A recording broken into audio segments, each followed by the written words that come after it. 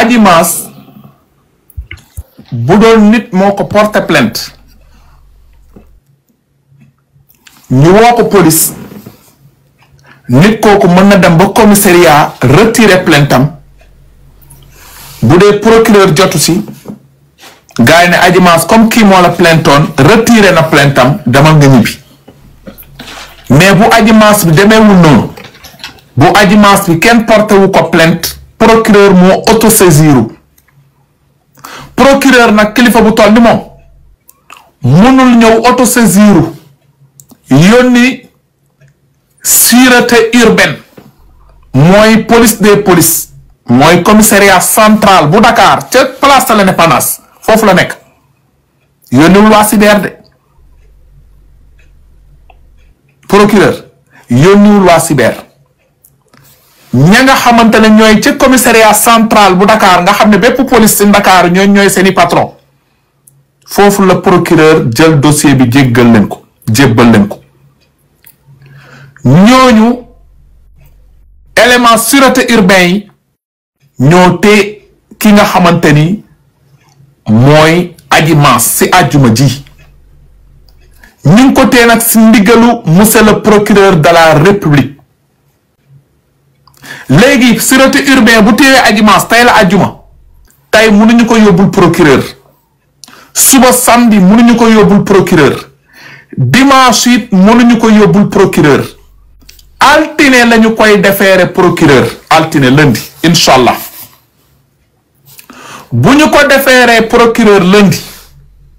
procureur mën na jël décision def ko mandat de dépôt lundi procureur mën na jël décision bañ ko recevoir ñu yóbbu ko mardi si lay am retour de parquet day delluwaat parce que lundi procureur mën na bëri ay dossier mën na am mu bañ a gis Adji Mass mais mën na amit mu gis ko mais bu dee gis na ko lundi procureur mën na ñëw rek signer ko ne ko mandat de dépôt mu dem camp pénal direct mën na ko juger flagrant délit loolu moom tane na mooy lundi def nañ ko mandat de dépôt ñu ne vendredi wala jeudi lañ koy juger mën na ñëw taxaw tribunal ñu tëj ko 1 mois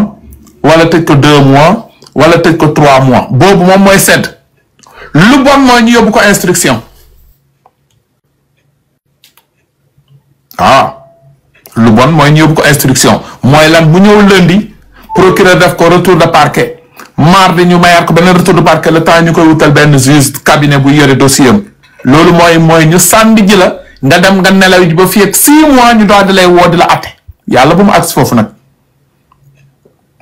yéen a ngi dégg pour ñii di naan elle est libre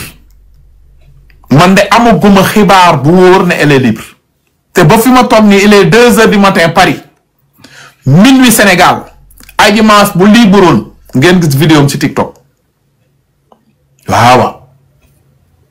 Adji Mass bu libroon mu demoon commissariat ñu ne ko ñibbil si yoon bi taxi bi di jël Adji Mass si ñibbi foofu lay def sinap naan lu noon ñi bëggoon daluma lu leer wala bu ñibbee këram day dugal statut WhatsApp naan alhamdulilah maa ngi sant sama sëriñum yooyu rek lu leer wala mu dugul live bu TikTok ne yéen ñii di wax si man yépp damaa liggéey ndey lu leer donc jàpp leen ni ba tey jii Adji Mass mu ngi garde à vue woykat ba nag nee na bul dégg daal di gëm moo ñii di naan elle est libre elle est libre elle est libre bu ngeen nee dafa libre da ngeen di teg dara sunu loxo ñun ba ñuy gëj dañoo déggoon ne Adji Mass def nañ ko garde à vue fële ca sûreté urbaine bu ngeen ñëwee nag ne Adji Mass est libre da ngeen ñu ñuy wan vidéo fu Adji Mass jëlee taxi di ñibbi këram wala ngeen wan ñu vidéo Adji Mass toog biir këramam di lekk wala nii si guddi si xam ngeen yéen ñëpp fu Adji Mass dëkk ngeen dem seeti ko buntu këramam bu ko defee ñun ñëpp ñu xam ne libre na mais bu leen sukkandiku ci ay statut parce que nee naa la encore une fois Adji Mass elle est connue mën na nekk commissariat bu foofu benn policier jox ko téléphone am ne ko am wax ak sa yaay wala la xal leneen mu bind si statut WhatsApp am ne alhamdulilah loolu signifie pas dafa libre te gars yi mën nañ ko defaral loolu mën na jékki-jékki guddi bi nii rek ñu ne ko am woowal ki nga bëgg woo sa xarit wala sa sëriñ wala sa benn jigéen pour mu jëli la natt bi fii parti pata dañ leen di koy defaral donc mu profité bind si statut am alhamdulilah mais sànq lu mu bind statut sama doom laay xalaat loolu la bind statut ku libre nag du toog mu naan sama doom laay xalaat te loolu ba mu koy bind il était xoolal heure bu mu dugal statut bi xool leen lii waaw mu ngi dugal statut bi ay 22h ak lu teg mu ngi naan yàlla na ma yàlla sàmmal sama doom njaay sama doom rek laay xalaat waaw ku bind loolu sama doom rek laay xalaat peut-être kon nekkook sa doom donc nag lu mu leen wax nii lu leer la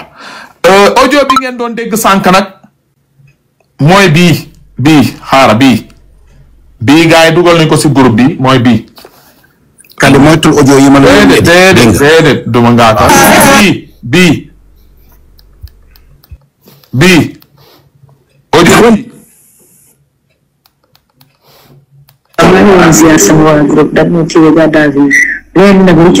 audio bi mooy ba muy naan dañ maa téye garde à vue bii mooy bu wóor bi bii boobu mu ngi garde à vue mooy bii léegi nag lu ci waay wax bu dul si Ahmed Cissé keneen ku wax ci internet bi xamal ne ni day fen moo ci xam lépp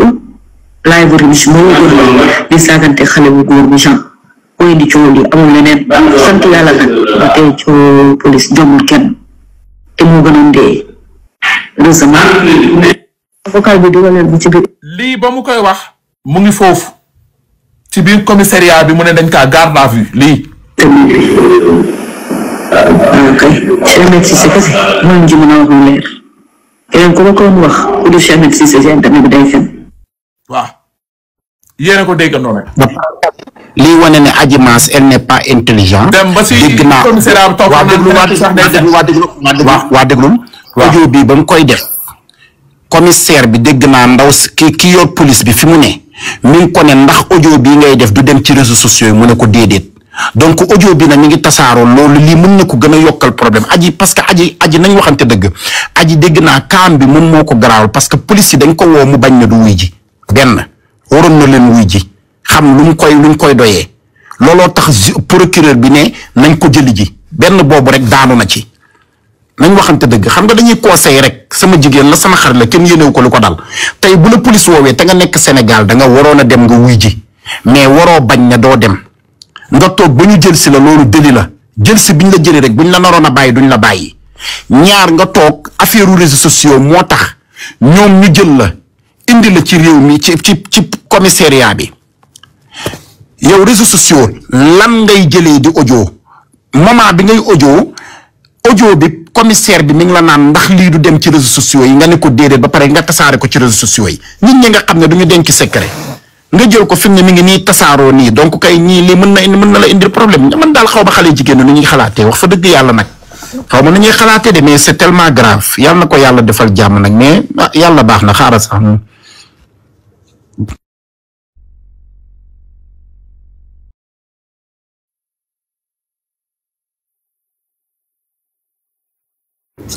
sa micro dafa tëju.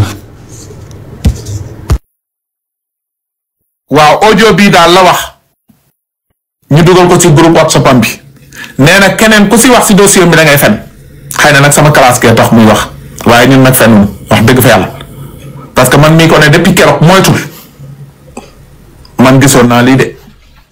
te ba mu ko waxee daf ma ne day voyage ma ne ko gaawal bon dawal génn réew mi laa ko wax léegi nag comme ñun dañuy fen Cissé keneen ku wax ci internet bi xamal ne ni day fen moo ci xam lépp live riche moo góor di saagante xale bu góor bi Jean mooy di coow li amul leneen sant yàlla nag ba tey coow police jomul kenn te moo gënoon dee heureusement avocat léegi Adji Mass lu tax procureur autosaisiru dam leen di tegal audio bi Adji Mass maman vulgaire taxul ñu jàpp ko Mame Ndiaye Savon taxul ñu jàpp ko dafa dugg ci TikTok bi di saagante ak ay ndey ñi muy saagante ndey nag nekkunu Sénégal procureur jot ci vidéo bi Sénégal dañoo ne képp ku fa nekk ci réseaux sociaux yi di saaga procureur da lay woo bàyyi la camp pénal mbala bàyyi la 100 mètres ba si kanam tuuti sëñ Bada ngi ne looloo ko yóbbu fan yële mu dem repos. am na beneen femme bu tudd xaw ma nan pël bi xaw ma lan benn femme pël bi tëddoon na mu génn am mu nekk Sénégal muy saagante ku nekk bitim réew jàppaan nañ ko pël bi xam ngeen si daal. am na ko tudd Gaynde Maki tamit APR la bokk dañoo jàpp ne moom it da doon saaga jigéen la barki dem lañ ko doon jugé le 20 la ñuy xam fan lay mujje. am na ko ñuy tudd xaw ma làmmiñu daaru ak Boy Dakar ñoo ñit Pastef lañu bokk ñaari nit ñoom it dañoo toogoon ci TikTok bi saaga ñaar ñoo ñëpp jàpp nañ leen. Alicia laay wax merci Alicia jàpp nañ ko te mu nekkoon ci TikTok bi waaye ñooñu ñëpp nekk ci TikTok bi Sénégal ñu saaga ñu jàpp leen. Adji Mass tamit ba ñu déggee ay saagam moo tax ñu jàpp ko moo tax yéen ñi naan Adji Mass libre na yéen a ngi nax seen bopp mais Adji Mass ci boppam bu libre na taal léegi live am yéene wuñ ko fee mu nekk nag mais bu ñuy wax dëgg dañuy wax rek dëgg ku jàpp ne Adji Mass libre na woo Adji Mass téléphone xool ndax dina ko jot doom ngeen numéro woo leen ko insister leen na leen bàyyil audio na leen ne alhamdulilah maa ngi nii di reer maa ngi sangu woo leen ko téléphone depuis 2 heures de temps yéen a ngi fi naan elle est libre woo leen ko mu sone ngeen ne ko allo Adji naka mu naka guddi gi ba mu leen guddi gee ngi nii woo leen ko am nga ay xarit ngeen yéen kay ay xarit ngeen ak moom muy góor muy jigéen woo leen ko rek ngeen ñëw fii fen loon werante xuuxaan tekki tubéy comme da ngeen toog fii depuis 2 heures de temps ba may waaj a live de motu sax 200 depuis 23 heures elle est libre appelez téléphone ne ko Adji Mass Kaliphone mi ngi toog si live bi ne en garde à vue ne leen Kaliphone a mën a fen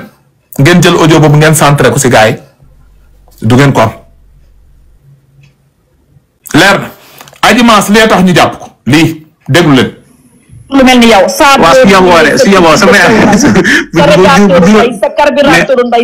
lii moo tax ñu jàpp Adji Mass te lii yëpp tey nag coowal Mame Ndiaye ak maman vulgaire am na ku tudd bébé Eva xaw ma xaritu Mame Ndiaye la mais déggu leen ci mu ŋàng si moo yey kay Nogay Kara xaritu Mame Ndiaye la mais yëgul benn live di saaga ay lu rey mag ba mu dee bu dekkee da koy baax